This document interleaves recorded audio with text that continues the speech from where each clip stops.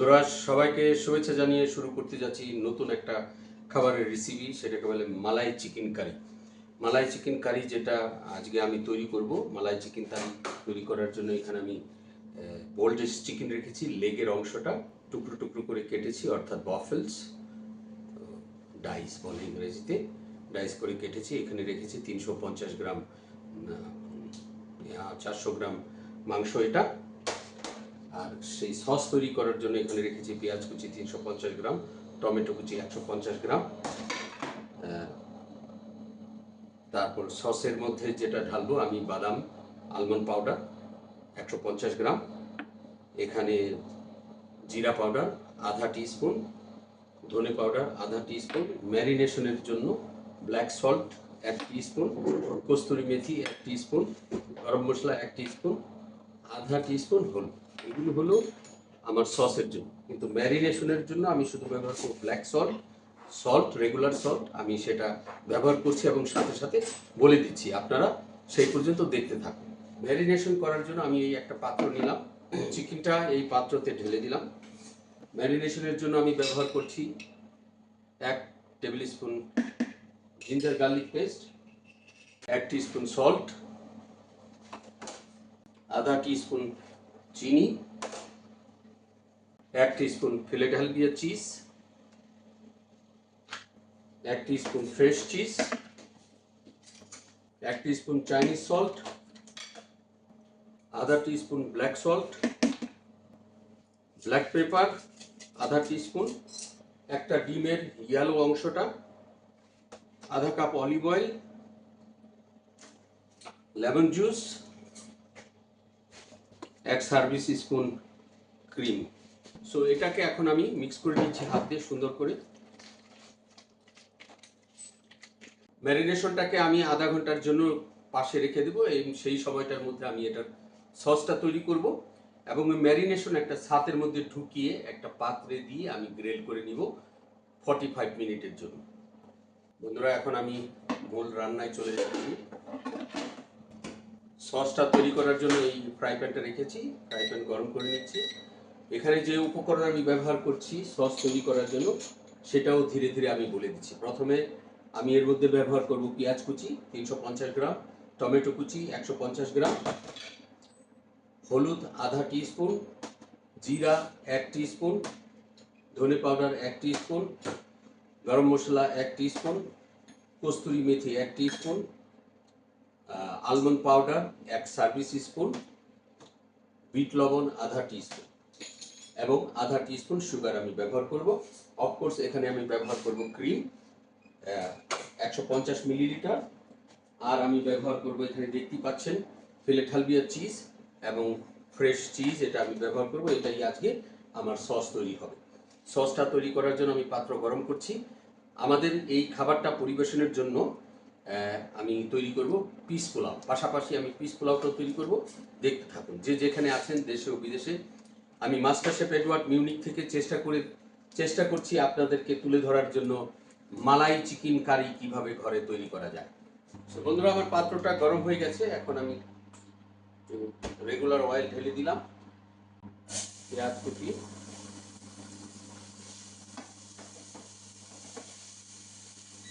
যখন আমার এই পেঁয়াজটা গোল্ডেন ব্রাউন কালার চলে আসবে তখন বাকি উপকরণগুলি দিয়ে আমি এটাকে কিছুক্ষণ সতে করে একটা মিক্সার মেশিনে ফেলে এটাকে মিক্স করে নেব। তখনই আমার সসটা পরিবেশনের জন্য প্রস্তুত হয়ে যাবে। পাশাপাশি আমি চিকেন ম্যারিনেশন করে রেখেছি।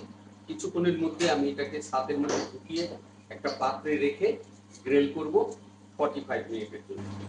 বন্ধুরা দেখতে পাচ্ছেন আমার পেঁয়াজ খুব সুন্দর ভুনা হচ্ছে।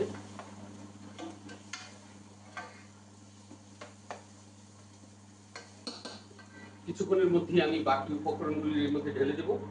সেই পর্যন্ত সাথেই থাকুন। হয়ে গেছে। এখন ধীরে ধীরে আমি বাকি উপকরণগুলি ঢেলে দিব।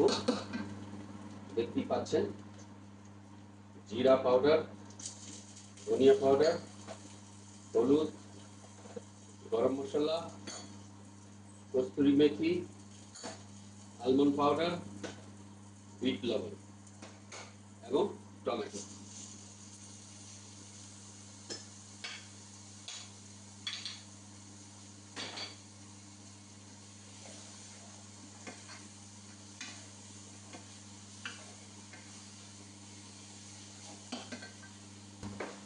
আধা কাপ পানি, মশলাটা যাতে গলে না যায়।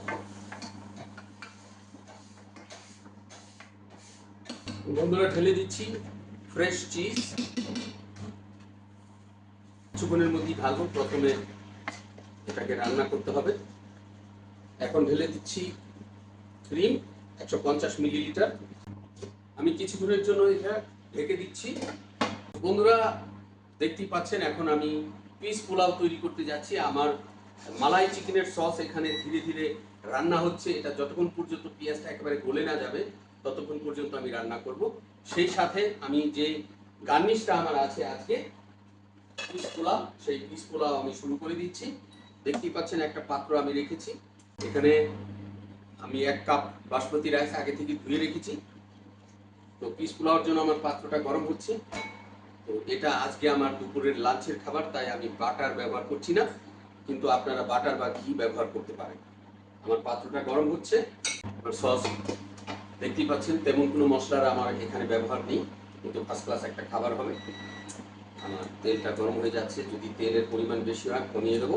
সো তেলটা গরম হয়ে গেছে, এখানে একটু জিরা ঢেলে দিলাম, সাথে সাথে পেঁয়াজ 50 গ্রাম পেঁয়াজ। পেঁয়াজের ব্যবহার আমি বেশি করছি না। এখানে তেজপাতা অর্থাৎ বেলি,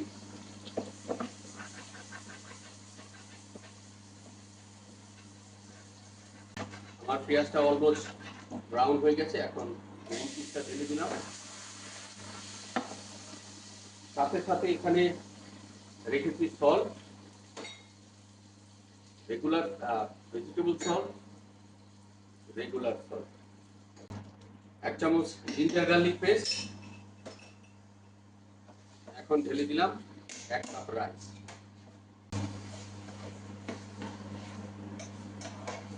আজকে যে মালাই চিকেন কারি আমি প্রস্তুত করছি, এটাই আমার গার্নিশ। পিস পোলাও দিয়ে আমি গার্নিশ করব।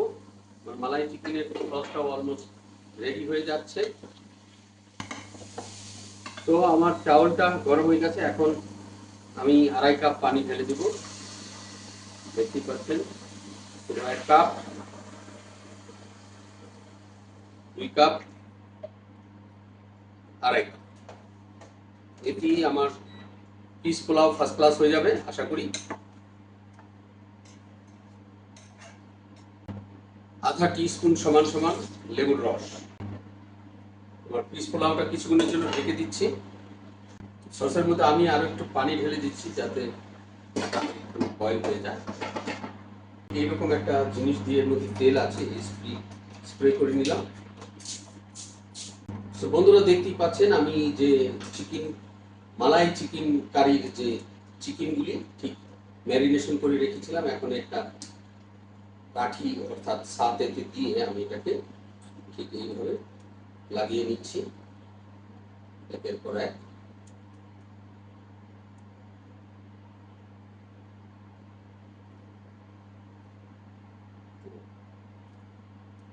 দেখতেই পাচ্ছেন এই পাত্রতে রেখে দিলাম।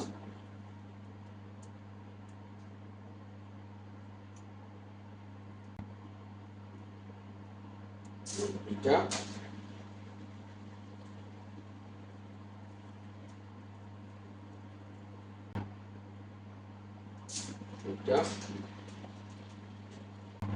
এখন এটাকে অন্য একটা পাত্রে ঢেলে আমি এটাকে মিক্স করে নেব মিক্সার মেশিনে। বন্ধুরা দেখতেই পাচ্ছেন আমার টিক্কা অর্থাৎ মালাই চিকেন টিক্কা। এখন আমি এটাকে ঢুকিয়ে দেবো ওভেনের মধ্যে। 25 থেকে 30 মিনিটের মতো লাগবে, দেখতেই পাবেন।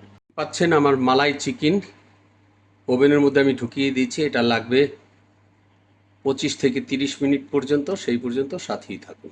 এদিকে আমার সসটা আমি অন্য একটা পাত্রে এখন ট্রান্সফার করে মিক্সার মেশিন দিয়ে মিক্স করে আবারও একই পাত্রে ঢেলে দেব।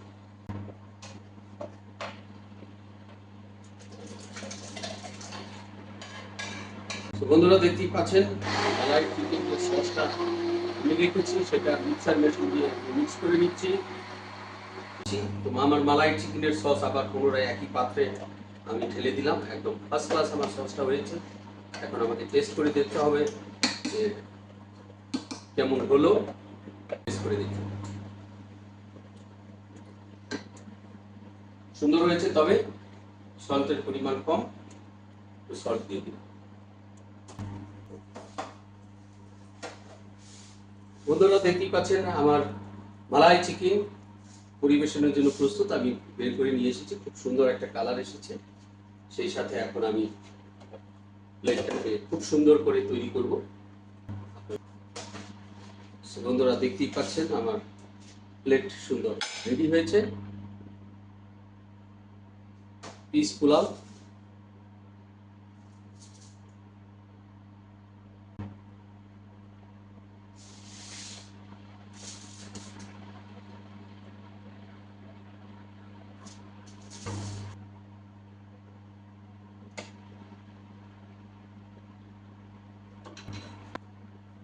বেরেস্তা।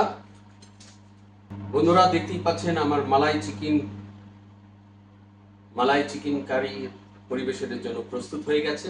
ঠিক এইভাবেই আমরা পরিবেশন করে থাকি।